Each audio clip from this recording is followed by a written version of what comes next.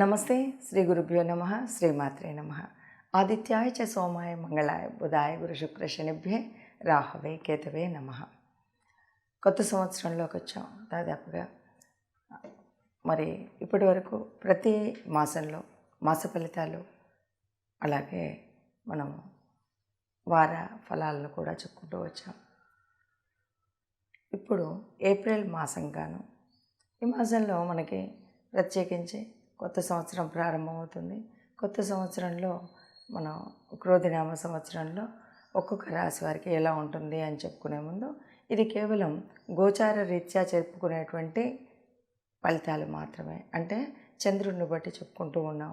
నిజానికి జన్మజాతకంలో ఉన్నటువంటి నక్షత్రాలను బట్టి, నడుస్తున్నటువంటి రాశిని బట్టి, అందులో ఉన్నటువంటి రాసుల యొక్క యోగించేటువంటి లక్షణాలు, లేకపోతే యుతి, ఇవన్నింటిని బట్టి ఉండేటువంటి జాతకంలో కేవలం ఈ గోచార రీత్యా గ్రహాల యొక్క గమనం వల్ల వచ్చేటువంటి ఫలితాలు ఎలా ఉంటాయో మనం ప్రతి మాసంలో చెప్పుకుంటూ ఉన్నాం.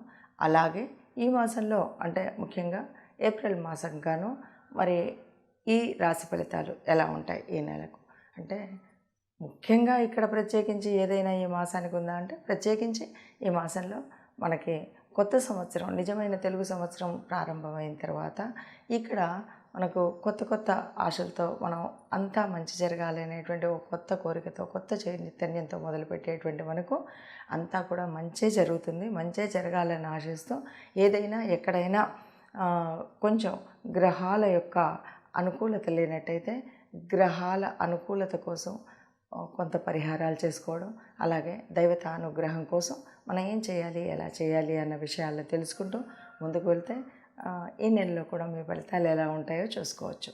తులారాశి ఏప్రిల్ మాసంలో తులారాశి వారికి ఎలా ఉంటుంది? ఏప్రిల్ మాసంలో ముఖ్యంగా చెప్పాలంటే తులారాశి వారికి ఆరోగ్య విషయంలో కొంత ఉపశమనం అయితే కలుగుతుంది. అంటే ఇప్పటి వరకు ఉన్నటువంటి కొంత ఉబ్బసము, కడుపుకు సంబంధించినటువంటి కొన్ని విషయాల్లో మనం ఇప్పటికి ముందు చెప్పుకున్నాం, అలాంటివి లేకుండా కొద్దిగా ఆరోగ్యం కుదుటపడుతుంది. ప్రభుత్వ పరంగా మీరు ఏదైనా ప్రయత్నాలు చేసి ఉంటే, అంటే ప్రభుత్వానికి సంబంధించిన ఏ ప్రయత్నమైనా ఫలించేటువంటి అవకాశం అయితే ఉంది. అది ఒక ఆధార్ కార్డు అవ్వచ్చు, అంతకు మించినటువంటి పెద్ద పెద్ద పనులు అవ్వచ్చు, చిన్న నుండి పెద్దది ఏదైనా సరే ఆరోగ్యాన్ని ఒక ప్రభుత్వానికి సంబంధించినటువంటిది ఏదైనా మనం ప్రణాళిక పెట్టుకున్నట్టయితే అది తప్పకుండా ఫలించేటువంటిది ఉంది. ఇక కోర్టు వ్యవహారాల్లో ఇప్పటికే ఎవరైనా కోర్టు వ్యవహారాల్లో చిక్కుకొని ఉన్నట్టయితే ఇప్పుడు ఈ సమయం అనుకూలమైన సమయం. ఇది మీ వైపు తీర్పు వచ్చేటువంటి స్థితి ఉంటుంది. ఈ అనుకూలమైన వాతావరణంలో మీకు కోర్టు నుండి ఇబ్బందులు లేకుండా ఉంటాయి. అలాగే సాంఘికంగా కూడా చాలా మంచి పరిణామాలు, అంటే సమాజంలో మనం ఇంట్లోనే కాదు, చుట్టుపక్కల ఉన్న వాళ్ళతో, బంధువులతో, అందరితో కూడా చాలా మంచిగా ఉండగలిగే స్థితి ఉంటుంది. అందరిలో మంచి పేరు వచ్చేటువంటిది ఉంటుంది.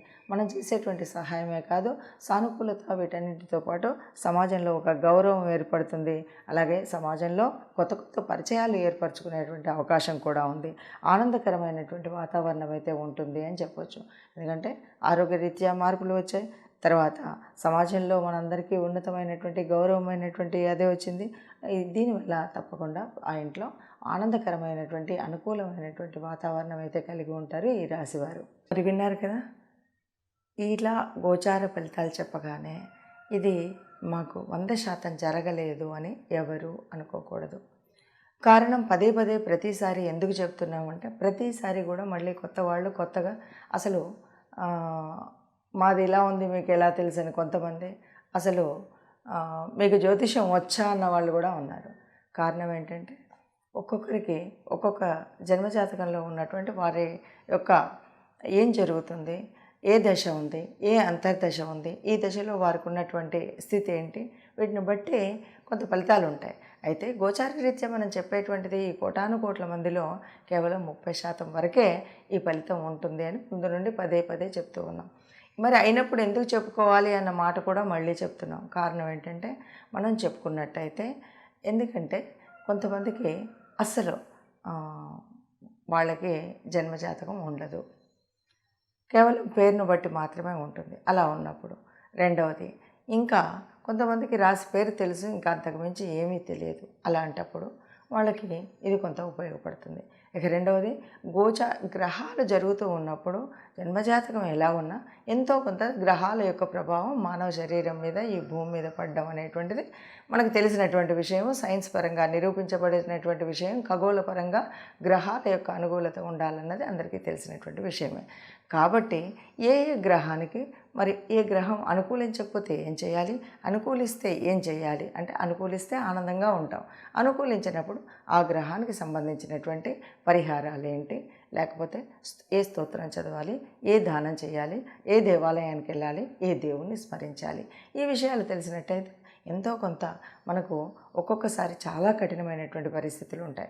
ఎలా అంటే ఓవైపు ఏళ్ళనాటి శని నడుస్తుంది, ఇంకొక వైపు ఇంకొక భయంకరమైనటువంటి స్థితి, భయంకరంగా కుజుడు ఎక్కడో ఉండడం, ఏదో చేయడం, దీనివల్ల ఒక వివాహ లబ్ధిలో కానీ, లేదు వ్యాపారంలో కానీ, లేదు ప్రయాణాలలో కానీ రకరకాలైనటువంటి కలతలు, కల్లోలాలు ఇలా ఉన్నటువంటి సమయంలో మనం చెప్పే విషయం వల్ల ఏదో ఎంతో కొంత ఉపశమనం ఉండి మనం అయ్యో ఇంకా ఎందుకురా భగవంతుడా ఈ బతుకు అనేటువంటి పరిస్థితి కాకుండా ఎంతో కొంత ఉపశమనం ఉంటుంది. కాబట్టి దాని నుండి బయటపడేటువంటి పరిస్థితి ఉంటుంది. కాబట్టి తెలుసుకోవాలి, అంతే తప్ప ఇది తెలుసుకున్నాము ఇక బెంగపడిపోయాము ఏం చేసినా ఇంతే అనేది కాకుండా ప్రయత్న లోపం లేకుండా మనం చేయాల్సినటువంటి పనులు చేస్తూనే జాగ్రత్తగా ఉంటాం. ఇప్పుడు మనం ఈ సంవత్సరంలో మనం ముందుగా మనం ఏం చేస్తాం, ఉగాది వచ్చింది అనగానే కందాయ ఫలాలు తెలుసుకుంటాం. కందాయ ఫలాలు తెలుసుకోగానే అయ్యో మొత్తం నాకు నష్టమే ఉంది, ఇంకా లాభం లేదు, నేను ఏం చేసినా రాదు కాబట్టి ఇలాగే ఉంటానన్నది కాదు. నీ శ్రమ కొద్దీ నువ్వు కష్టపడి నువ్వు చేస్తూ ఇక్కడ నువ్వు అనవసరపు ఖర్చులు ఏవైతే ఉన్నాయో అవి ఖర్చు చేయడం మానేస్తే ఆదాయ వ్యయాలు సరిగ్గానే ఉంటాయి. అవమానం రాజపూజ్యం అని చెప్పుకున్నాం. అవమానం అనగానే అందరూ మనల్ని ఏం పనిగట్టుకొని ఎగతాళి చేయడానికే రారు. ఎందుకంటే కొన్నిసార్లు మనకు తెలియకుండా మన గ్రహ ప్రభావాల వల్ల నోరు కొద్దిగా అదుపులో లేకుండా గబగబా ఎవరినో ఏదో అనడం, వాళ్ళ నుండి మళ్ళీ మాటలు పడడం, ఇలాంటి పరిస్థితి వస్తుంది. కాబట్టి మనం మాట్లాడేటప్పుడు తగు జాగ్రత్తతో మాట్లాడేటువంటి పరిస్థితి కల్పించుకుంటే కనుక ఈ అవమానాలు రాకుండా ఉంటుంది. అందుకోసం చెప్పడము. కాబట్టి దీన్ని ఆ రకంగా తీసుకొని తప్పనిసరిగా మీ అందరికీ కూడా ఇది విన్నప్పుడు ఎంతవరకు అవుతుంది, ఎంతవరకు అనుగుణంగా ఉంది, ఎంతవరకు లేదు అనేటువంటి విషయాన్ని కూడా మీరు కామెంట్ రూపంలో పెట్టండి. నిజంగా ఊరికే ఒక శత్రుత్వం వీరెవరు చెప్తున్నారు వీరు చెప్తున్నారా అనేటువంటి భావంతో కామెంట్స్ కాకుండా చెప్పినప్పుడు ఏది నచ్చింది, నచ్చితే లైక్ చేయండి, నచ్చకపోతే కూడా ఇది బాలేదు అనే విషయాన్ని స్పష్టంగా మీ కామెంట్ రూపంలో పెట్టండి.